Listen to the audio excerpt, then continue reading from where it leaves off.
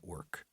The only thing that made it different from a resort hotel was the security lock at the far end of the atrium, which only let you through if you were a Rhodian MP and stunned you into a 30-minute stupor if you weren't. But the fact that he couldn't leave whenever he wanted made it a prison, no matter how pretty the views were. The soft, two-tone trill of an official announcement interrupted Aden's thoughts. Even the address system in the atrium was calm and low-key to preserve the tranquility of the place. Morning orders in 5 minutes. All personnel, report to the assembly square of your residential wing. Announcement ends.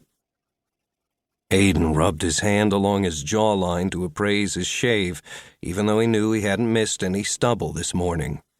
Then he turned away from the panoramic window and walked back toward the elevator bank, checking the fasteners on his pockets to make sure none were undone.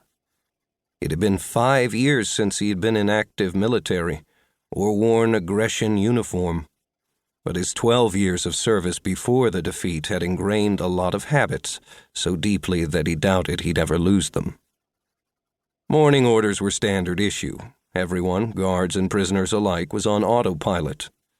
A Rhodian NCO called the roll, and the prisoners reported able or sick. The Arcology's AI knew where everyone was at all times, but habits and protocol died hard, and it was just one of the 10,000 ways the Rhodies had to make sure everyone knew who had won and who had lost the war.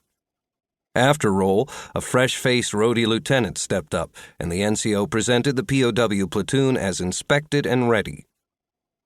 "Good morning," the Rhodian lieutenant said in his own language. The translator bud in Aden's left ear rendered the phrase in Grecian a fraction of a second later. "Good morning, sir," the assembled platoon of Grecians replied as one. Aden barely mouthed the words. The Rhodian lieutenant looked like he was maybe 2 years out of officer school. The POWs, lined up in formation, stood in order of their rank, as they always did, even though the Grecian military had ceased to exist 5 years ago.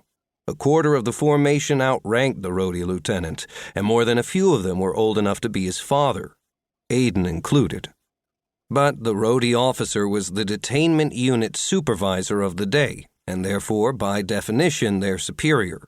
They had all learned that when you become a prisoner of war, the first thing the enemy confiscates is your pride. "You all have the updated duty roster on your comtabs. Section 1 will be at the hydroponic farm today. Section 2 takes over the mess hall at 0900 hours, and Section 3 is on waste disposal. Assignment details are up to section leaders as usual. Sick personnel will report to the infirmary by 0830. As the most senior officer remaining in the company, Aden was the leader of Section 1. Of all the work assignments, he minded the hydroponic farm the least. It was as outside as he could get in the Arcology because it was nestled inside the loop made by the exterior garden concourse. Some of the POWs were agoraphobic and hated the farm work because of the knowledge that nothing but a 30-centimeter layer of titanium and carbon composites stood between the soles of their boots and a free fall of 700 meters. But Aden was not one of them. Rhodians were mediocre at warship design, but they were masters of arcology building. And Aden had never felt the garden platforms so much as sway in the wind, not even in the middle of a storm. "Another thing," the Rhodi lieutenant added. "Major Robertson, you are ordered to report to the company commander's office this morning. Have your second in charge take over the section until you return. Sergeant Carver and I will escort you through the security lock right after orders." "Yes, sir," Aden said, mildly annoyed. He had been to the company commander's office only 4 times in the past year, and each time it had been because of some rules infraction by a member of his section. He had no idea who the fuck-up was this time around or what they had done, but for Aden it would mean waiting around in an office and then getting chewed out instead of working in the clean air and smelling organic planting soil. This was the only scheduled hydroponic farm day for his section this week, and Aden resolved to take out his fresh annoyance on whatever idiot had snatched it away from him. When Aden walked into the company commander's office, Captain Raymond was not at his desk. In his place sat a Rhodi major Aden had never seen before. Aden offered the obligatory salute and report, then stood